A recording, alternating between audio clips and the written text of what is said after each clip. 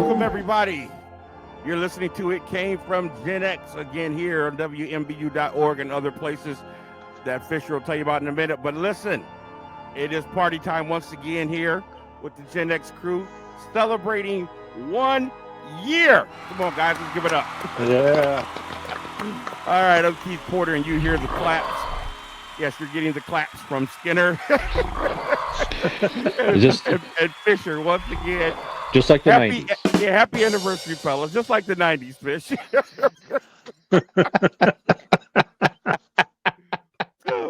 Happy anniversary, guys. You know what this tells me?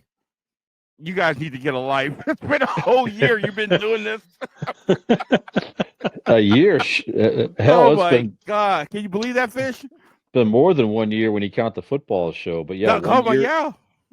Yeah, but yeah, it's our first episode published 1 year. We're shooting this on February 28th, 2022. Yep. 1 year ago tonight, we published the first episode, and here we are, still doing this. And it's so funny because I was going to tell you guys, you know what I did the other night? I sat and watched the very first episode. Ah. And it was very interesting. God, we didn't know what we were doing. I bet it was. I was on my bed with a laptop. Come a long way, baby. Was your shirt on or off? I can't remember, Keith. Yeah, I was doing the Detroit League, Skinner. Yeah. Happy anniversary, Skimbo. Yep. Yeah, hey, how you guys doing? I want to do a shout out to my sister Teresa.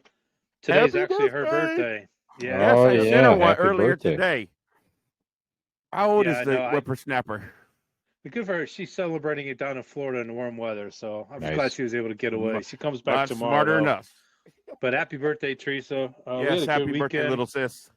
Happy birthday. We spent some time with Mom doing some shopping this weekend, trying to get away from the house a little bit. We've been nonstop for a couple weeks trying to get that house ready to be sold. So it was a nice getaway from that. How'd you guys? Good. I'm glad you guys needed that. You've been working hard at it.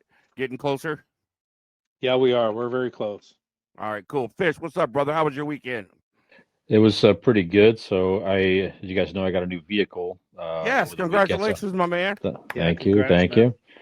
I had a 2008 Mazda 3 with 230,000 miles on it. That damn car, I tell you what, started right up every single day. That says a lot. Every day I had it. Absolutely. So the body was starting to go a little bit, and he was going to have to get shocks and different things like that. Plus, some kid had collided in my back at a couple years ago, whatever it was. But it was just time. So I will give a shout out to the Brunswick Mazda. I heard some guy rear-ended you. I was told that. It was that was the car this time. But But anyways, I'll give a shout out to Brunswick Mazda locally in Northeast Ohio. So very helpful. Got me into a new vehicle. I got a 2022 CX-30. Oh, man, good for you. Yeah, it's like their mini SUV hatchback.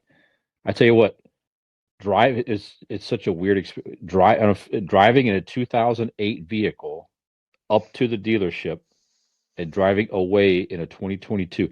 The technology and the safety features and just the whole experience, it's still pretty mind-boggling. I haven't got my head around it just yet. Yeah. Well, good for you. So I got to tell you, I'm in the market myself. I'm looking for SUV, but it's been tough sledding. The newer ones, they make them all freaking so small. These new Explorers, I don't know what this crap is, but I need something to carry my drums and stuff in, so I might have to get something a little older. You know, Keith, Fish talks about being rear-ended. I get visions of colonic in my head for some reason. I don't know why. Just couldn't let it go, could you? Couldn't let it go, could you? Anniversary show, but no. Okay. All right. I see where we are. Brother. At least you're setting the table for the show. I know where we're going to be heading. So let's get this thing cracking because we are going to let Fish, in honor of his new car, take the brunt of the show. So we don't want to waste any more time. Want to say happy anniversary to you guys. We've got to say happy anniversary to Junior, who's been here doing the show. Man, we love you. I don't know where this show would be without you. Happy anniversary to our boy Christopher Dominic at WMBU. You are so much a part of this, and everybody at WMBU.org that hasn't told him get rid of those bums. So we want to say thank you. Hello to all of our guests. our guests overseas, as far as listeners, and Fish, tell them where they can find the show. Absolutely. Before I do that, I want to say cheers to you brothers. Okay. So the fact that we've been doing this between now 2 different shows, again, we said it on prior episodes, but this man, Keith, he's the culprit here in this whole thing. So he started with an idea. He wanted to do a football show with the Coop, brought Skinner and I on, and now we're into this now. 3 years we've been doing podcasting together, and it's, we continue to have fun with it. We continue to try to do better with it. But at the end of the day, as we all agree, it's been a terrific way for all of us to remain connected and actually come even closer together, quite frankly, to where we're kind of, which a lot of people should do, honestly, is just setting time aside every week to connect with your good friends that you consider brothers and sisters or whatever you have out there. Just take a few minutes. It really, really goes a long way. You don't even think about it. But so thanks, guys, for continuing to do this as well, and the dedication to this. And I continue to enjoy it with you. So we'll see what happens over the next year. So that's right. Fish, you made an excellent point. I never thought I would learn so much about you guys from doing this show. Yeah. I mean, I think of all the things I've just learned about you guys, just from the stories you've done and what you've revealed of yourself. And I think that's been the best part about it all. Yeah. So you're not just blowing smoke. Has connected us so much closer. We know each other better, and I'm really looking forward to the next year. Couldn't say it any better. Very good.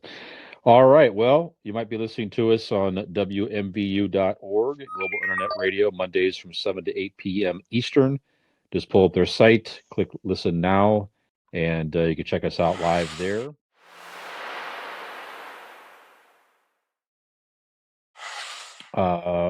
Was a recording of an episode, but it is live on their broadcast. And check out their other fine content as well, other shows and music. You can listen to us whenever you want to on demand on your favorite podcast platforms. It can be found on Apple Podcasts, Google Podcasts, Spotify, Overcast, Verbal, and more. You can also subscribe to our show right on our Facebook page now at It Came From GenX, all one word. Pull up our Facebook page, give us a like, and you can check us out as we publish new episodes right through our Facebook page, and you can subscribe right through the page as well, free of charge.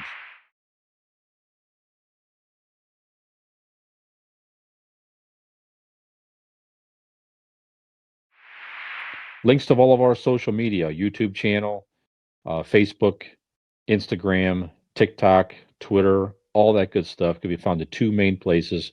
Our Linktree account is Google Linktree. It came from GenX. It'll pull up our page, nothing to log into.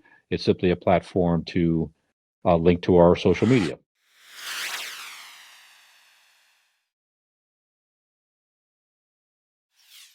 And our website. If you go one place, go to our website. It came from genx.wordpress.com. All show information is there. Links to our episodes via Spotify are there. Videos, promos, bios, whatever you want, it's all there.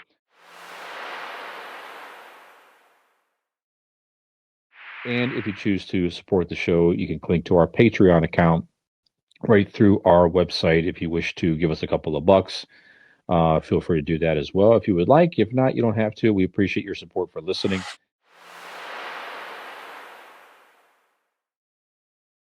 If you like our stuff, like, share, subscribe, tell a friend. Rate us out there on podcast platforms. If you're able to do that, it means more than you know. And thank you for your support out there. And, globally, thank you. We're growing a little bit out there across other countries. Germany, we continue to see some listens out there. So we thank you for your support there too.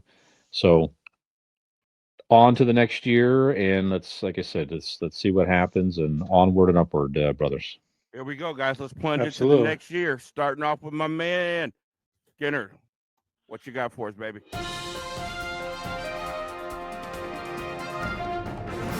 We're going to do some world news here. Going to talk a little bit. First of all, on behalf of the show, our prayers go out to the folks in the Ukraine, all those in Russia protesting their leader and this dastardly deed that he's done. to our troops.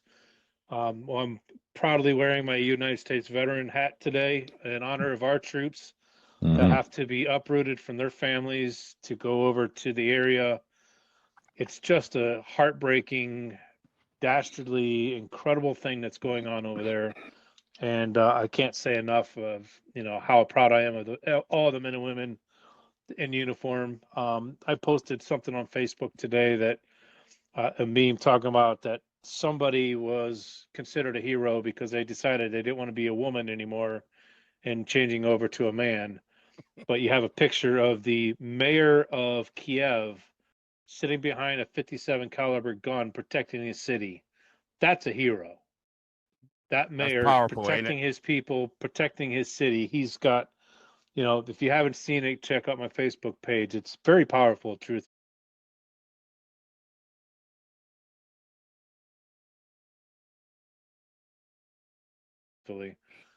But no, the story I have real quick is the Google has had to disable their live traffic cams throughout the world in Ukraine to protect those people in the Ukraine, in the state or the country of Ukraine, all the major cities, because the Russian army was using Google to try to track down key areas that they were going to invade. So, from what I'm reading, they still have it uploaded in Ukraine, but everywhere else in the outside of that country or outside the main cities, they've disabled all the cameras for the safety of the Ukrainian people. To me, it's incredible that even just as early as the Afghanistan war, they didn't have this technology. Here we are today talking about having to have a company that's in the social media, that's in the internet world, have to disable something in order to protect a country being bombarded by another force. You guys have anything to say about that? It's just incredible to me. Well, before I comment on that, I just want to say your preamble that you started with was well said. I couldn't say it any better. And to that mayor, I mean, you ain't going to see our mayor doing that. I mean, that's just a powerful picture. Probably one of the most powerful we'll see in history. Like Tiananmen Square or the fall of Saigon. It's going to go down in history as one of those great photos. So yeah, it really will. You're right about that. Yeah. So anyway, you made a comment. I don't think you were on the air when you said it. You said it's just amazing how the world has changed, and you're absolutely right. That statement alone shows you where we are. Now, I don't know what this did to Google financially speaking, but certainly it was in their personal interest to not shut down, and for them to do that for the safety of others, I think it's a heck of a gesture and very powerful. And it just lets you know how hard it is to hide, to escape, to whatever in this world that we're living in because of technology. It's one of the reasons why people were not buying the whole couldn't find bin Laden thing. I'm like, dude, we got satellites that can track you in your freaking basement playing bridge with your Aunt Lucy, if they wanted to. So, I mean, it's just utterly amazing, the combination of technology, private interest, and especially government interest, how they can combine to make the world a much smaller place. But I really applaud Google for that's a stance they took. They took a stance. Google is not an American thing; it's a worldwide thing. Right. So they took a stance. So good for them. Yeah, I can't say much more than that, really. But you're right. The technology advancements in itself, it's just. I mean, you think about Desert Storm it feels like it was, 5 years ago at times, and back then we barely had cell phones as a matter of fact, no cell phones at the time, right? So just to go from that to this is pretty big. But your sentiments make a lot of sense. It's just for Google to take that stance to protect others that's exactly what we need. So it's good to see that they did that stuff. So yeah, just modern warfare. It's just amazing. It's just going to continue just continue to evolve in that respect. I think so. Amazing. Yeah. And even Desert Stormfish, we had the smart bombs that were That's right. Laser guided, knocked on Gaddafi's door. It's like, hello. That's right. That's right. Amazing. What was the comedian who died? Saget, the heavy metal comedian. Sam Kinison. Sam Kinison. Sam Kinison, yeah. What did he say to Smart Bomb? Hello, where's the children's room? You know.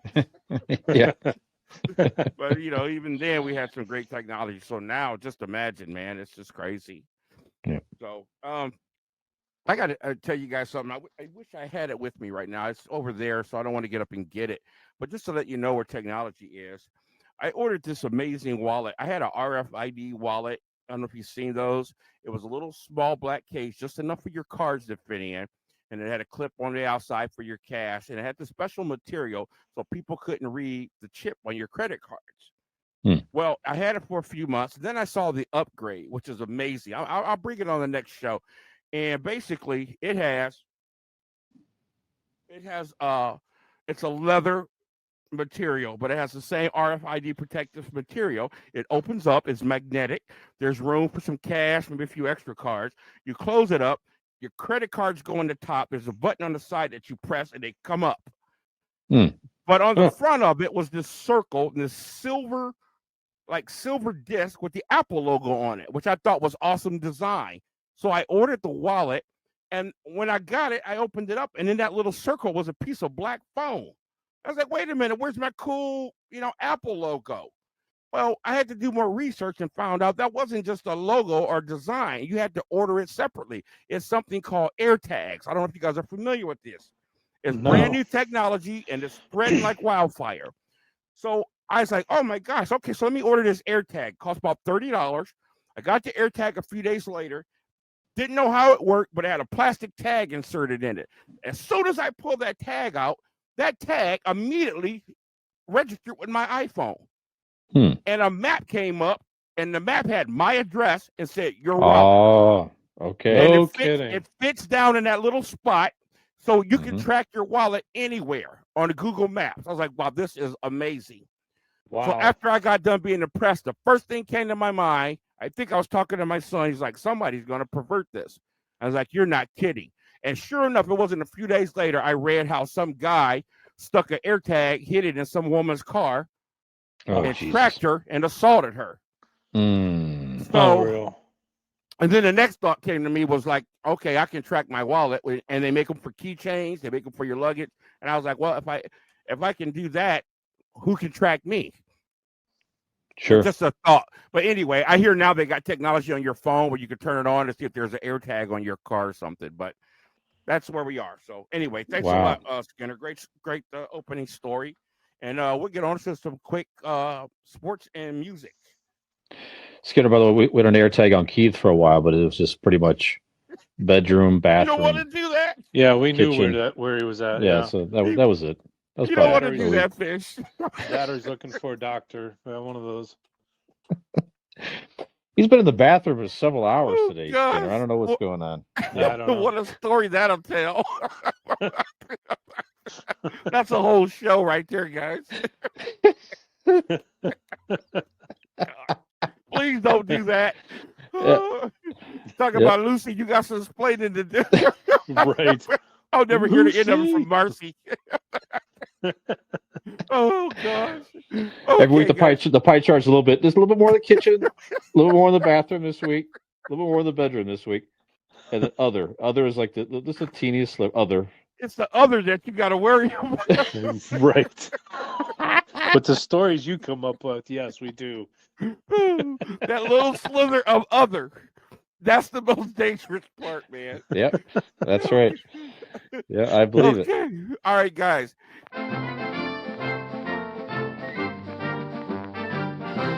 One story that caught my eye in sports.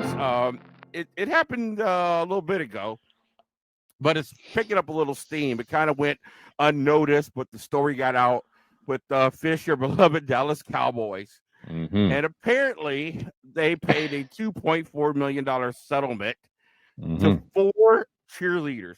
Now, with them good-looking cheerleaders, it's surprised we don't hear more about this with players or executives, but this happens to involve an executive, a voyeurism claim.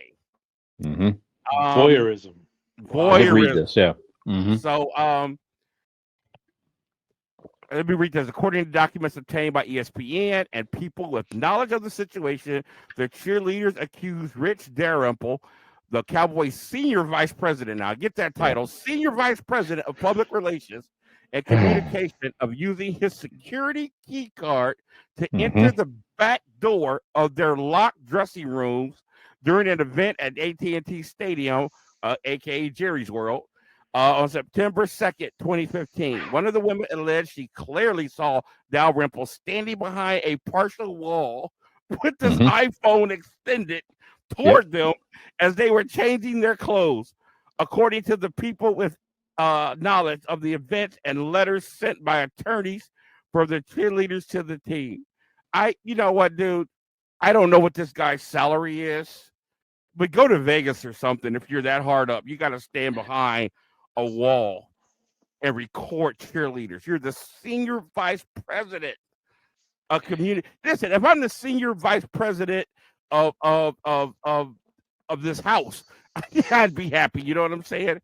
Sure. Come on, man. This is a really pathetic story, but it just got me thinking some of the crazy scandals that have gone on in sports. And I thought we could just do a Gen X reminisce and ask you guys, what are some of your favorite scandals in sports and why?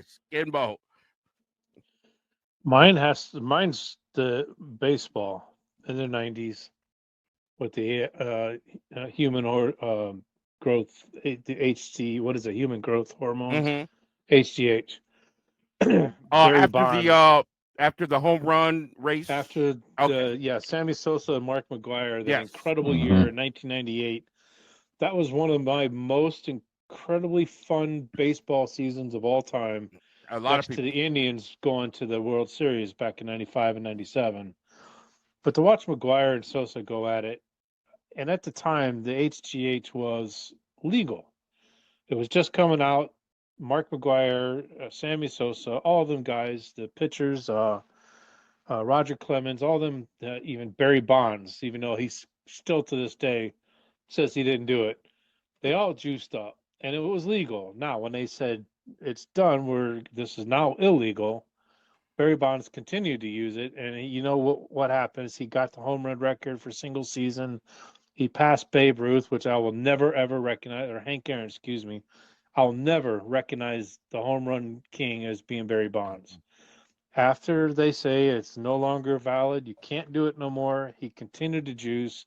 He continued to reap its benefits, and he broke records that should have been unattainable. That's my biggest scandal that comes to mind, and it's infuriating to listen to this man to this day still say he didn't do it, he didn't do anything wrong, or he didn't know he was juicing, and all this horse crap that he continues. He'll never be in the Hall of Fame. I mean, I think he's going to go longer. Those guys will. None of them will.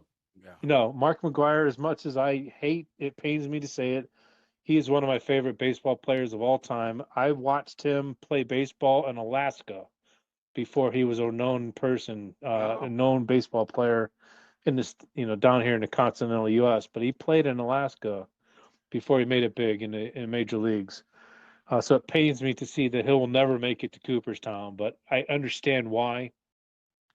Because he was good before he did it, and it's just a shame that it went down the way it is. But to me, that's one of the biggest scandals that affected me was with baseball, and I hope that I never have to endure that again. Yeah, I'm not a huge baseball guy, but I certainly remember that being one of my most favorite seasons. It was just something to watch.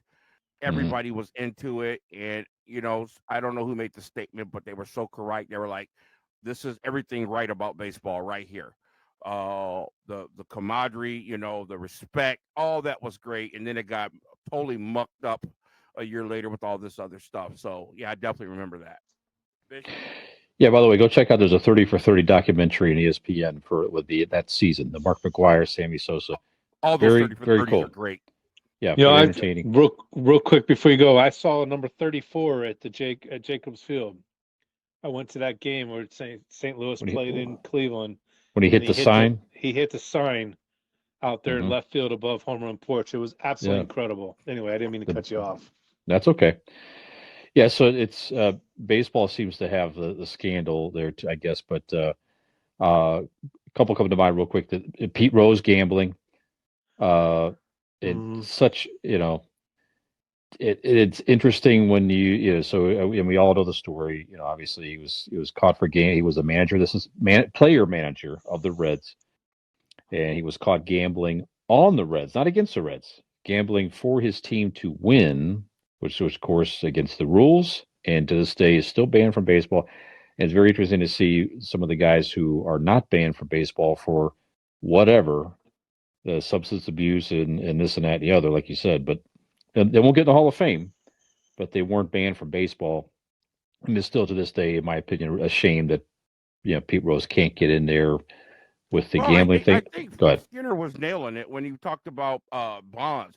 I think their attitude is what really sucked about the whole thing. Pete took ever from remorse. Pete Rose to just come clean and show some sort of remorse. Barry Bonds was still a jerk about it. I think they would have helped their case if their attitude was a lot better.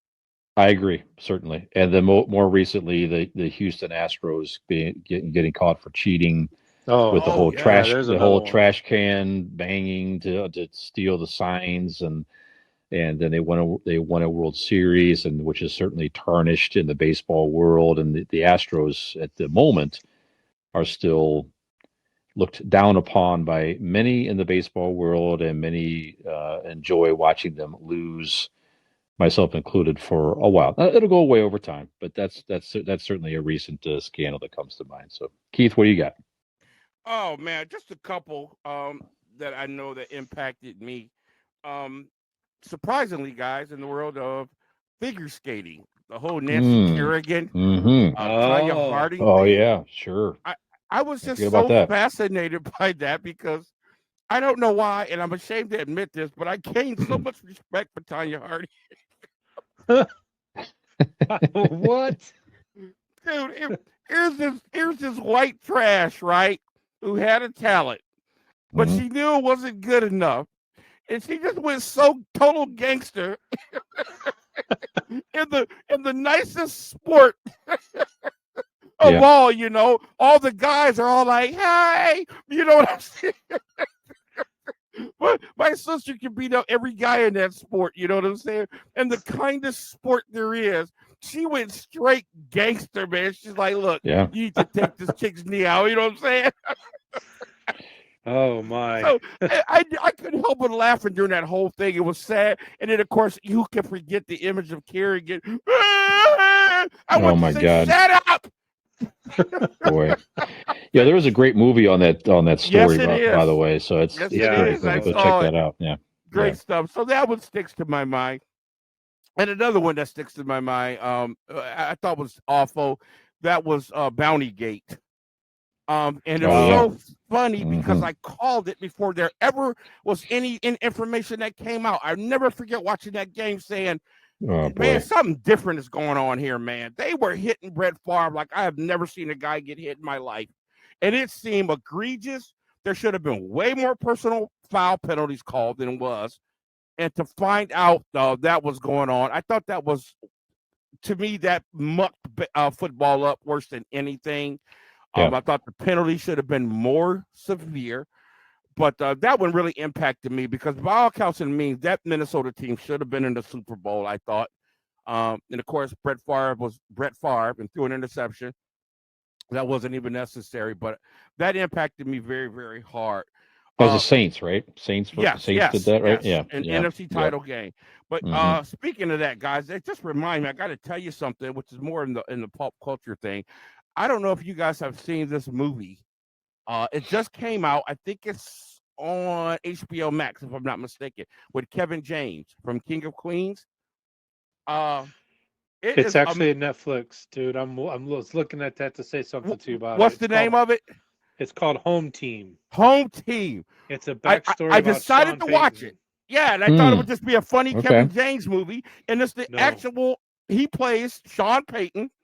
Getting caught up in Bounty Gate, getting suspended for a year, and he goes home so he can watch his son's Little League football team play. And it's got the guy who played his cousin from King of Queens in it. It's got Taylor from Twilight in it. Taylor Lautner. Yeah. So, and it was funny and it was entertaining. So check that out.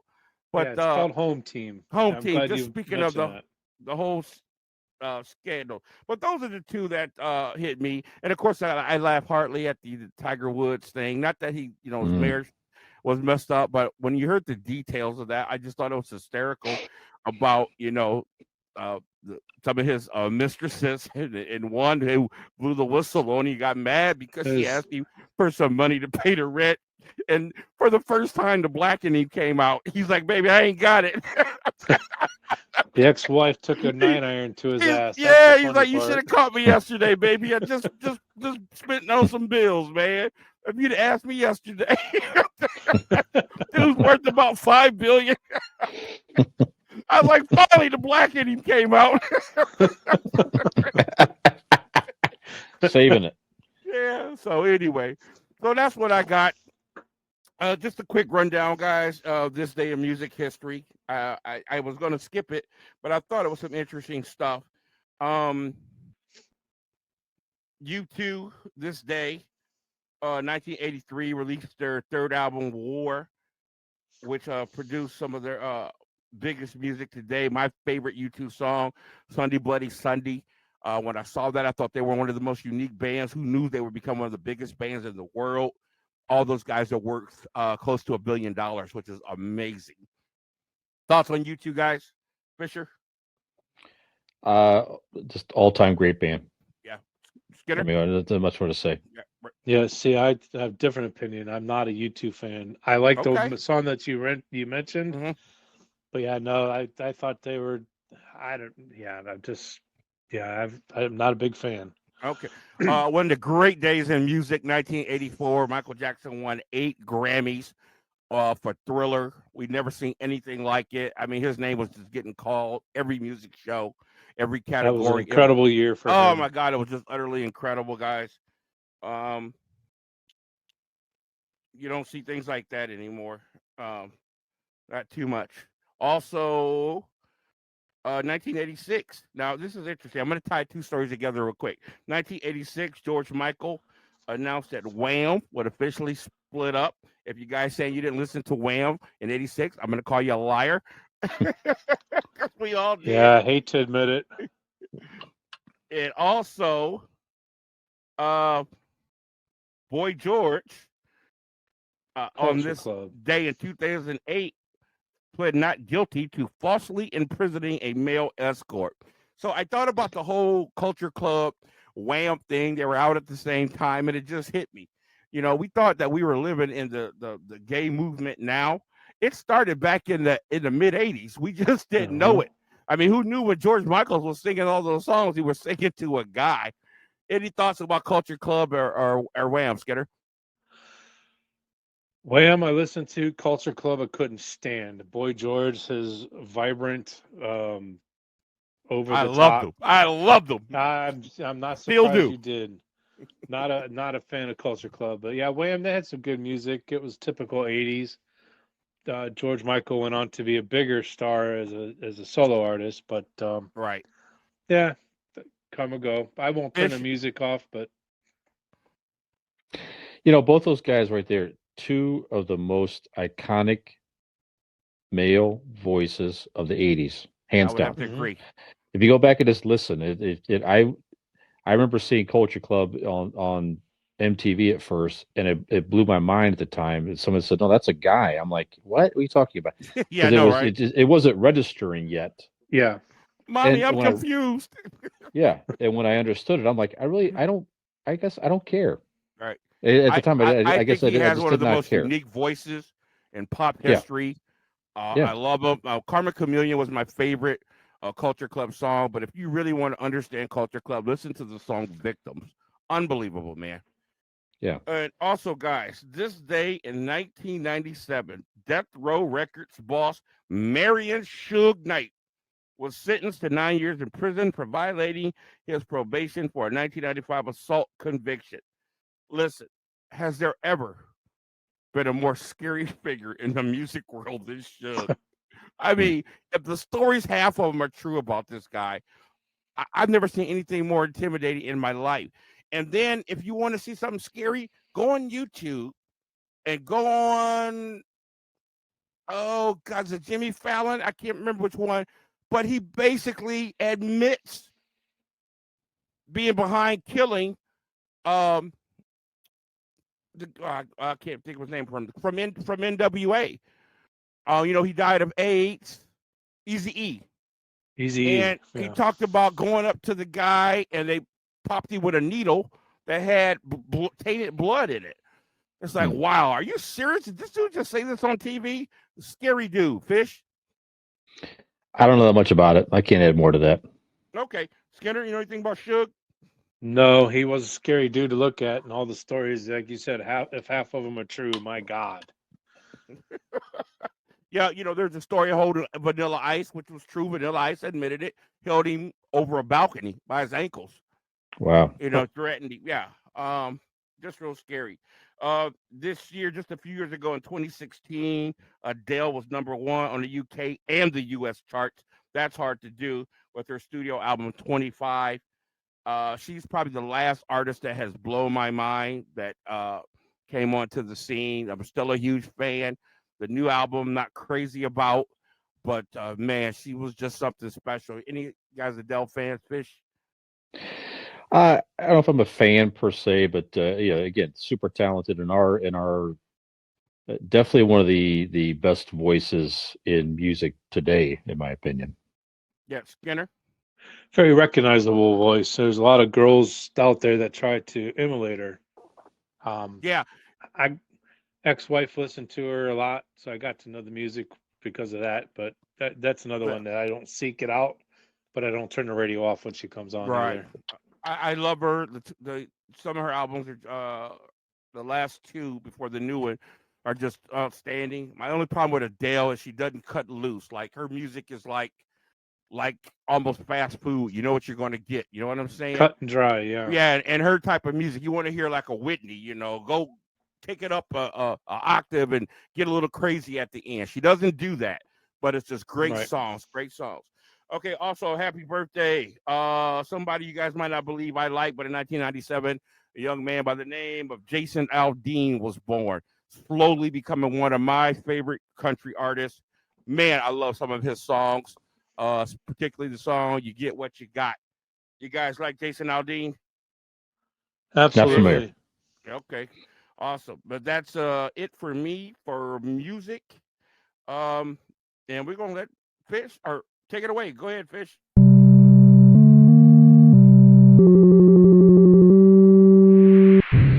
All right. Well, beyond so to our German listeners out there, we have very exciting news.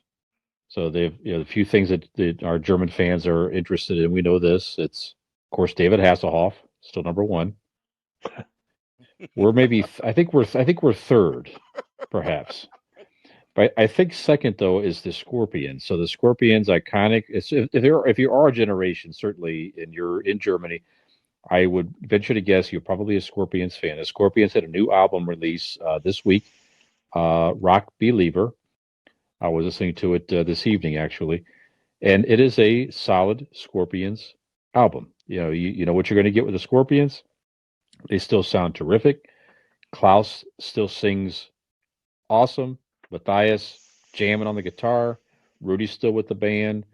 So if you're a remote Scorpions fan, I don't think, again, I didn't hear the whole album yet, but I would venture to guess the rest of it I didn't get to yet. You're not going to be disappointed in Rock Believer. I found it out there streaming in Apple Music. There's a deluxe version with some added tracks and all that type of stuff. So check them out. It's great to see the Scorpions still rocking, still doing it. I think they have a residency in LA, and there it is right there. Keith is holding it up on the video. That's the album. Deluxe version on Apple Music. Yep, absolutely. So go check out the Scorpions. I know we're all Scorpions fans, but yes. Yeah, a lot of fun. quick memory of my one of Please. Scorpions concert I went to. Buddy of mine calls me. He says my company's giving us the luge, and we got a limo. Oh boy! All you got to do is bring beer. So I had about $400. I was like, dude, everything's on me. Don't you worry about it. We loaded up this limo with freaking beer. We're on our way to the concert, but no, we got to stop at Mr. Hero. We're hungry. Walk into Mr. Hero. I'm standing there with my wallet. Some guy holding a little girl. She kicks over a soft drink over the counter.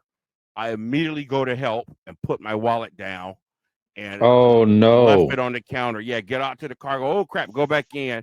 Son of a gun stole my wallet that fast. Couldn't even get into the concert, dude. Just ruined the whole day for me. Oh my gosh, that's terrible. Yeah. I saw them with their farewell tour a few years ago up in Cleveland. There, and it was one of the, still to this day, one of the best shows I ever saw. It was like maybe 4 or 5 years ago. One of the best shows I ever saw. It's terrific. Loved them since day one, and you got to check out my band Rock Generation during Rock You Like a Hurricane. Singer sounds just like him. Skinner will tell you. Yep. Yeah, he did. He did a hell of a job. All right. So in the world of pop culture, we did have a unfortunate passing here. Actor Sally Kellerman passed away recently. Oh. So you may not know the name, but you would recognize her if you saw her, and certainly if you heard her sultry voice. But she was Rodney Dangerfield's love interest in the movie Back to School. Yes. Oh, okay. Yeah. She was in quite a lot of things actually here, but one of the things she was known for, she was also in that Boris and Natasha movie with Dave Thomas. She played Natasha, that live action Bullwinkle Dave and Natasha movie, and a few other things that were, yeah. But she was definitely well known for the movie MASH. So the movie that spawned the TV series. She played Hot Lips Houlihan in the original movie. Yes. Before Loretta Swit. Before Loretta Swit, actually. So she was the original Hot Lips Houlihan. So Sally Kellerman was 84 years of age.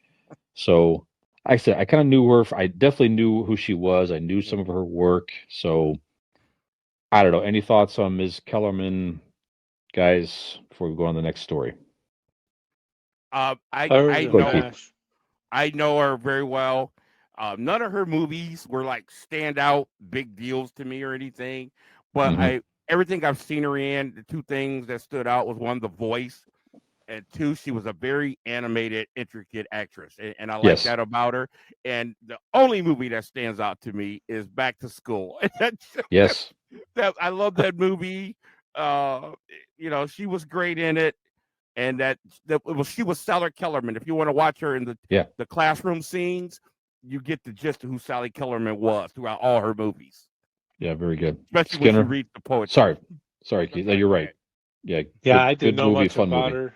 I didn't know much about her, but I remember her in Back to School. That's for sure. I was trying to catch up here a little bit, but I'm having issues getting it.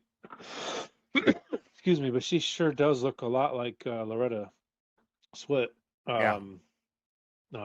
So they casted both of those two. It was a nice transition, wasn't it? Yep. Yeah. Okay. Well, and looking at this week in pop culture history. So again, tonight is February the 28th.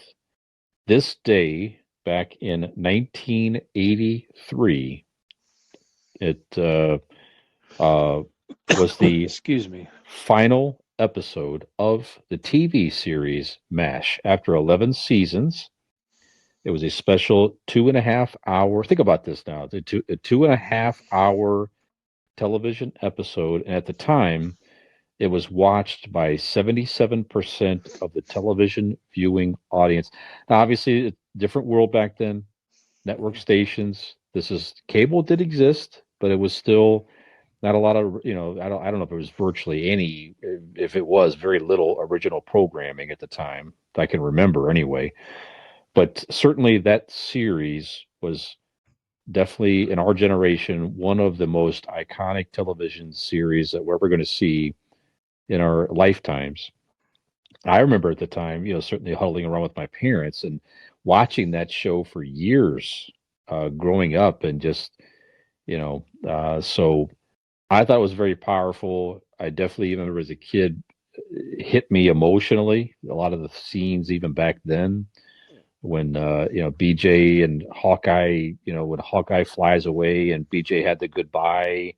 Maybe we'll see each other. Maybe we'll do this, and they knew we're not going to see each other ever again, probably. And just so many things with that series was definitely a super unique and very realistic war series at the time. So obviously, in our generation, we all watched it. We all watched it with our parents, probably, and I don't know. So, Keith, is any thoughts on MASH in general? What did it mean to you growing up? I'm really, really sorry to say that I wasn't a fan of the show and it was on. Okay. I didn't watch it, but there was times it was on, and I must say I was never not entertained. Yeah. But I don't know why, but I watched that last episode, and in my opinion, it's one of the top 5 finales that I've ever seen. Yes. It was so powerful. It made me regret not watching the show. You talked about the scene of, when he put away in the helicopter. That was one of the ending scenes. But you didn't mention what led up to that. BJ could never say goodbye throughout the whole show. You're right. And he said it with the rocks at the end. And it impacted, it showed the impact of something we never see about the war thing. We see what's going on while they're there, but we never see what happens when it's over. These people who have been trusted each other with their lives, and to say goodbye now, you got to go back to your own world. We saw what it was doing to these people, and I thought that was awesome. But the scene that impacted me the most, of course, Alan Alda's character was getting therapy, and he basically kept telling this story when they were in a bus, and the enemy was coming, and they had to be quiet. And the story kept getting revealed a little bit more as he told it throughout the show. And at first it came out that this woman had a chicken and the chicken wouldn't be quiet. And she ended up killing the chicken. And of course, we find out at the end it was her own baby. She had to kill her. Man, you talk about powerful. And it was something else. And then one thing I will say about MASH show is so many great opening theme songs out there. It's hard to pick a favorite, but there is nothing greater than the opening theme song to MASH. Yeah. You know it as soon as the second you hear it. Absolutely. Skinner, thoughts on MASH? Yeah, Keith really said a lot. Said a lot of sentiments is absolutely the same. The one thing we were talking about, Boy George, and talking about George Michael. Jamie Farr played Maxwell Klinger. Yep. And that man dressed up as a woman in that show. Good connection. Okay. And just to think back that you're like, okay, who's this nut job as a kid? I didn't recognize what the statement was or what they were trying to say. But as an adult, you're like, man, this really in the 70s, you would see this today and he would be ridiculed. The writers would be ridiculed to try to pull this off. But it was a show that I watched with my parents. I watched reruns as a younger adult, and I'm ready. After you talking about this today, I'm ready to go back and watch it again. Yeah. It is such an incredible show.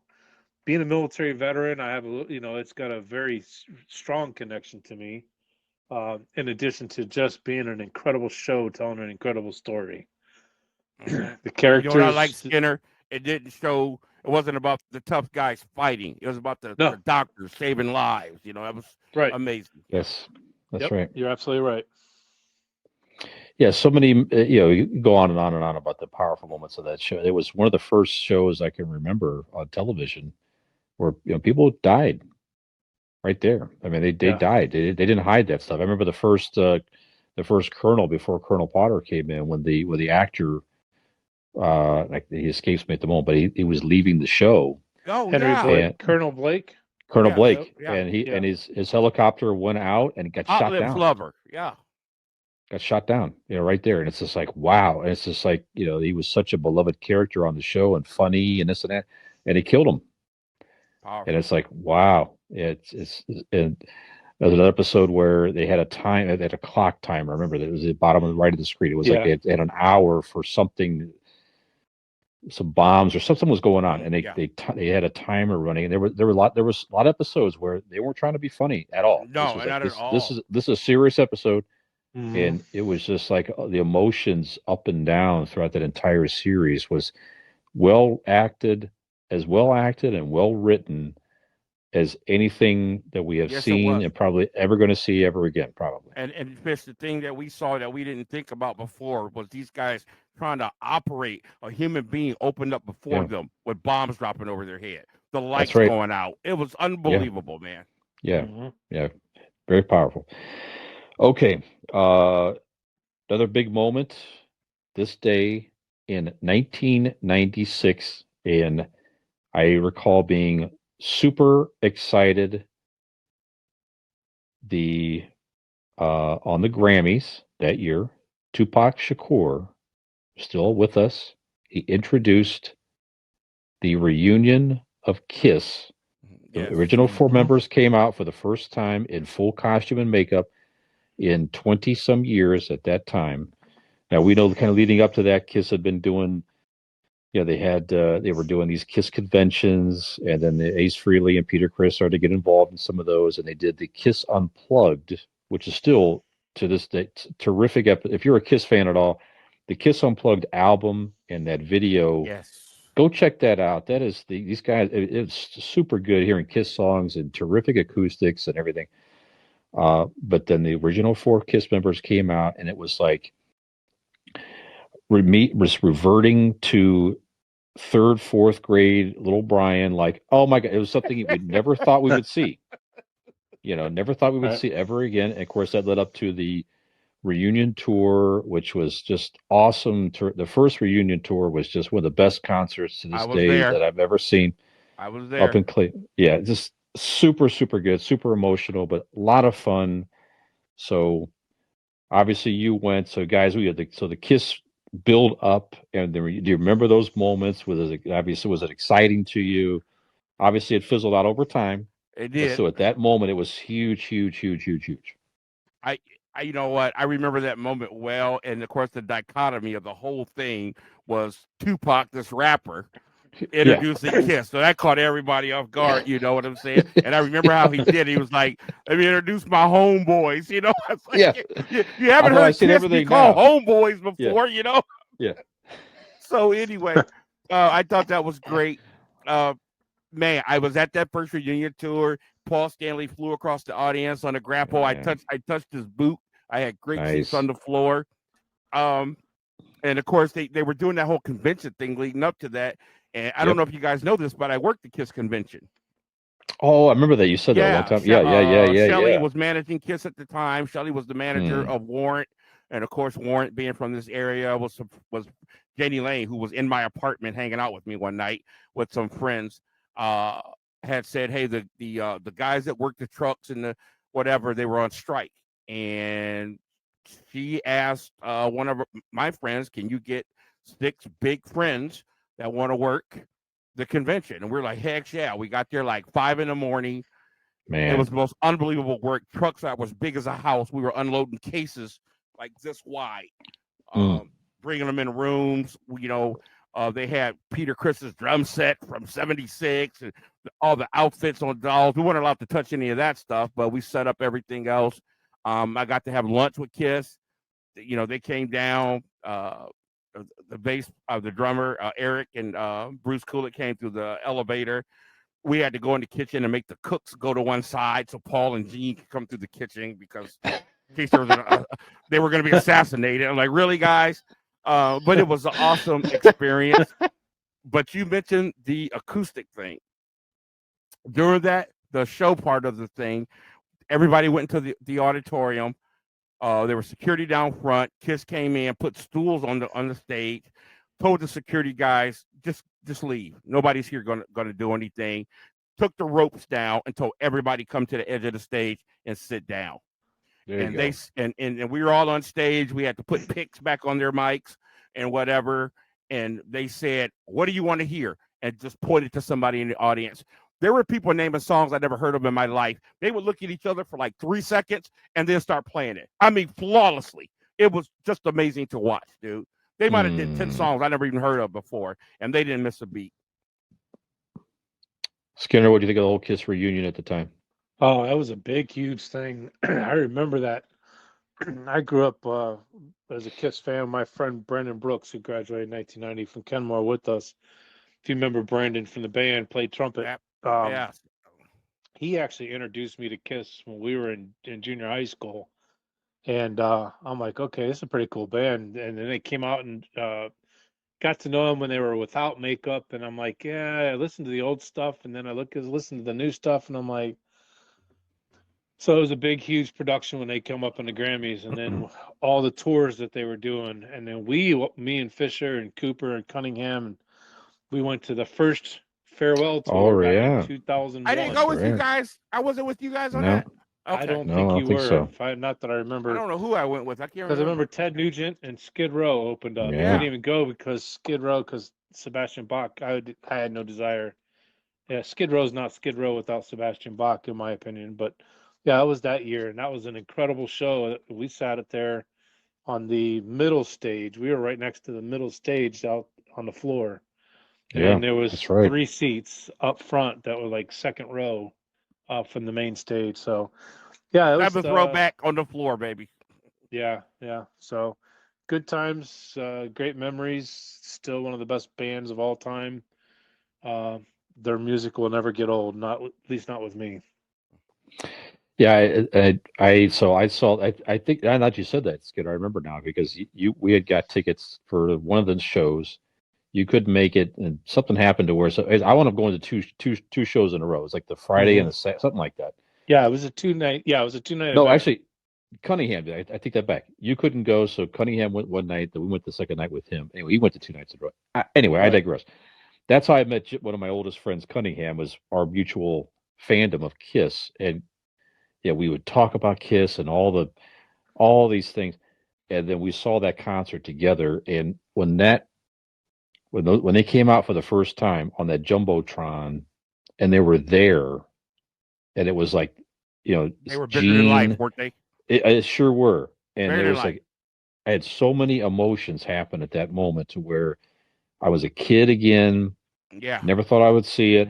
I'm there with a friend, a great friend of mine who's considered a brother, and the reason we became friends is because these guys up on this stage, I had so many emotions. I was literally just smiling and just tears streaming from my eyes, like a whatever. This is a huge emotional thing. And I remember turning to the stands, and then a guy, an old friend of mine from grade school, and we were super Kiss fans. We watched Kiss Beats the Fan with a Park together as little kids at a sleepover. Super excited to see that type of stuff. I happened to glance over, and he was right there as well. So he was there, and Cunningham, everything hit me. It's so much. And then it's a shame they kind of fizzled out again and everything. But that moment, Kiss was hungry again. Yeah. To make a name for themselves again and get back out there. They knew it was a unique opportunity. Oh my gosh! And I have a similar story too. I met one of the most important people in my musical life, an Akron musician by the name of John Stafford, one of the most talented people I've ever met. Like you, he's like a brother to me, and he got me started in bands. He was my first guitar player. We started together, just me and him, and built a band, and he was a huge part of my career growing up. But I met him in art class. You guys know I got exited from our high school to another for reasons we won't talk about, and I didn't know anybody, and here I am in art class. But always something with the butt with me. But anyway, right. I walked by this guy and John Stafford, and he's drawing a picture of Paul Stanley. And I went, man, nice Paul Stanley. And I kept walking. And he's staring at me. He gets up, walk over. He goes, no offense, but what's a black guy know about Paul Stanley? We start talking. There you go. And the rest is history. So, yep. It's cool how mutual bands and different things like that can bring people together. So if one thing Kiss did in my lifetime for sure is it definitely it created new friendships and solidified friendships because of their. If it wasn't for music. Paul Stanley, I wouldn't have met John Stafford.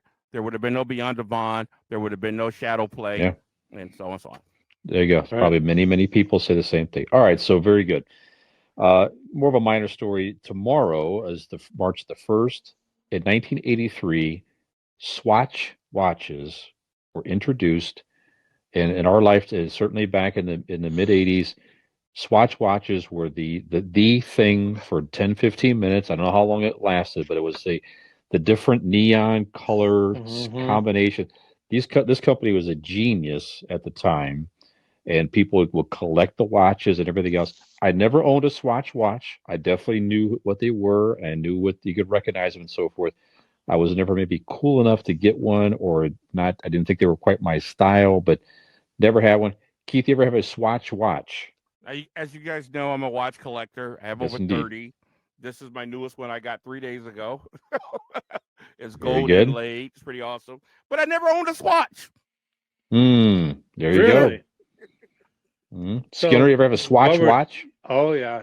While we're thinking of watches, I'm going to tell you on the air that Mama Didi has a Bulova that was her late husband's that she wishes to give to you to add to your collection. While I'm thinking about it. So, man. yeah, Mama, next time you're over for dinner. What did you just say? A Bulova watch that's from her late husband. She wants to give it to you for your collection. Are you serious? I am dead serious, my man. Wow, dude, don't make me cry on air. That's not cool. But my sister generous. My sister had a Swatch. It was not me. It was not my thing. You know, in the 80s, I'm listening to hair bands and glam metal and heavy metal, classic, well, what we call classic rock now. So Swatch didn't fit my persona, so I never had one. But my sister did. She had all the damn bands and all the stuff that every day of the week, depending on what her outfit was, she had a different color for that watch. So yeah, I was pretty familiar with it, but it certainly was not me. I don't think it's cool you go talking about swatches after telling me that. I'm sitting here all emotional. Like, I don't think that's cool at all, man. I'm like, where's my freaking Kleenex, man? Wow. Wow. I had to throw you curveballs, man. Yeah, Caller, I would be more than honored. That watch will mean so much to me. Wow. Okay. Bless Mama Farson. That's nice.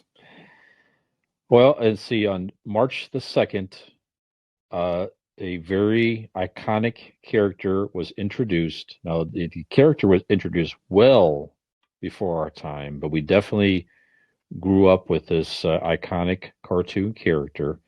This character was the oldest Warner Brothers cartoon character, period. How about that? Wow. Oldest character, and then the very first Looney Tunes character, way back March 2nd in 1935. Wow. His first cartoon, Porky Pig, was introduced to the world back in 1935, as certainly in the Looney Tunes world, one of our most, mine anyway, definitely one of my most favorite characters, certainly for many, many years. When they would have, the ending credits of a Looney Tunes cartoon, it was not a Looney Tunes cartoon unless you heard Porky Pig say, "That's all, folks," with his stutter. And that's got a lot of some flack over some of the years, where people comment on the stutter and this and that. But he was never, obviously, he was never making fun of a stutter and this and that. But anyways, a funny character.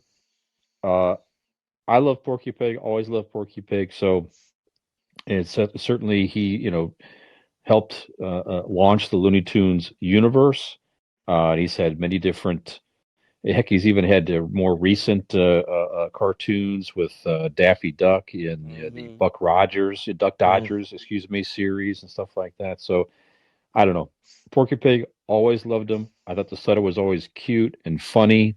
So the look of him was perfect. Now, way back when you go back and look, but he was big, more of a roly-poly pig, and they evolved his look over the years and so forth. But there you go. So without Porky Pig making a hit, we may not have the Looney Tunes universe and all the beloved characters in our lifetimes growing up and watching the Looney Tunes. So, Keith, any thoughts on Porky Pig fan? What do you think about him? Yeah, how could you not love him? Me personally, I love Porky Pig. I love Porky from the Little Rascals. I love the movie Porky's, Pork Rind, Pork Chops. But yeah, Porky Pig was awesome. And to be more specific, gosh, you want to talk about a genius in their craft? Let me say his name right. Blanc. Was it Blanc? Mel Blanc. Mel Blanc. Yes, indeed. Man, didn't get enough credit in my opinion, but that was one of the greatest voices, animated voices ever. Yes, he was. We haven't seen anything this great since. I give the people who do The Simpsons much credit. They're pretty amazing. and of course some of the Family Guy voices. But that was pure genius. Yeah, absolutely. Skinner. Oh yeah, he's one of those iconic characters that we grew up with. It was way before our time, and it will probably be still after our time. Yeah, pretty amazing. I really thought you were going to weigh in on the pork chop, Skinner. Yeah, no, I bit my tongue on that one. But you talk about the the stuttering there at the end, coming from a family that of stutterers.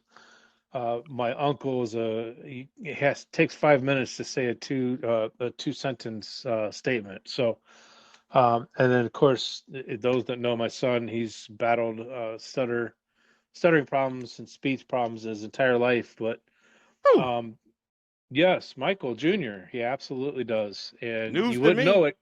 He's learned how to. I had him through therapy when he was young. I find him to be a very articulate young man. Yes, he absolutely funny looking, but certainly articulate. Me and his mother put him through a lot of speech therapies and things of that nature as a kid. I know it's there, but you don't even recognize it anymore. Okay. He gets excited or gets nervous or something. It'll surface every once in a while, but he does such a great job of controlling it. To see what he feels about a character like Porky Pig. I don't understand what the big deal is.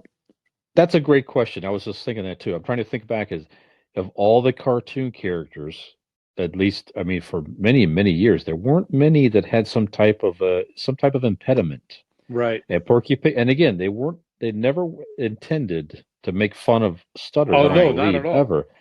It was kind of funny and stuff like that, but it was just, he had to fight through that. So that, that's actually a very good question to ask someone that has that, it's not, of course, not. It's just a thing. It's not a disability, obviously, but it's a little bit of an impediment. It's a speech and how impediment. he feels about that. Yeah, Porky was my favorite stutterer. You know what my second one, their favorite one was?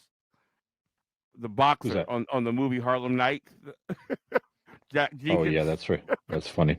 That's funny. You about to be a rich ninja. There's a country singer that was old timer country singer. Oh yeah. Was it Mel Tullis? Oh yeah, Mel Tullis. I think that was part of his stick, though.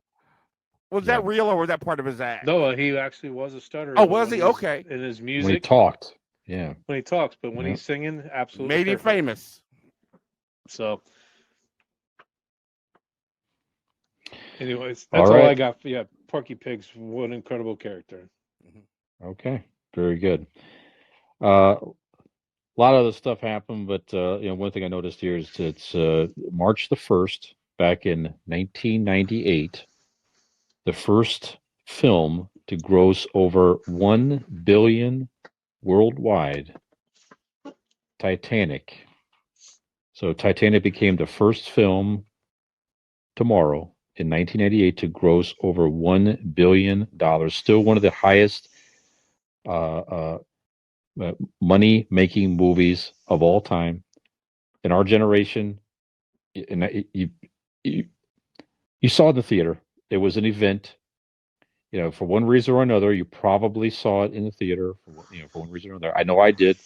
I went to see it more I had a date and all that stuff, and so they definitely the love story and all that. But I definitely wanted to see. I'm like, when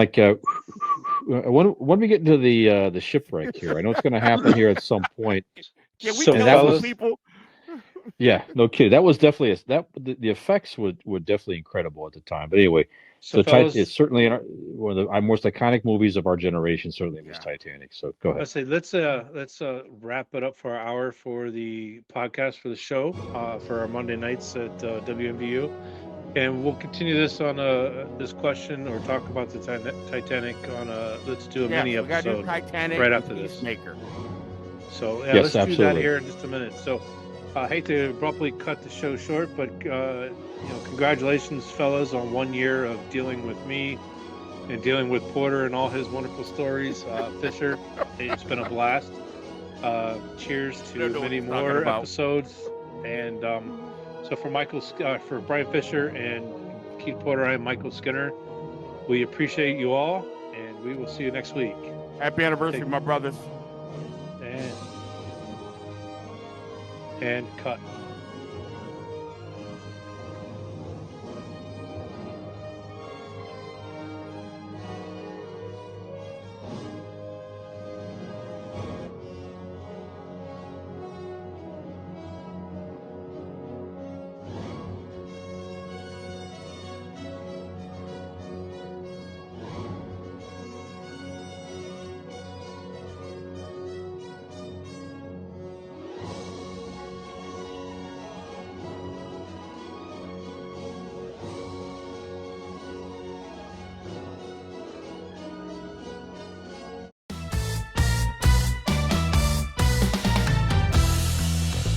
You're okay. Here we go.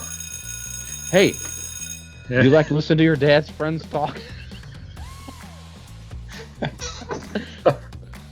Then you might like this. We don't know if it's good or not good. We're going to shoot it anyway.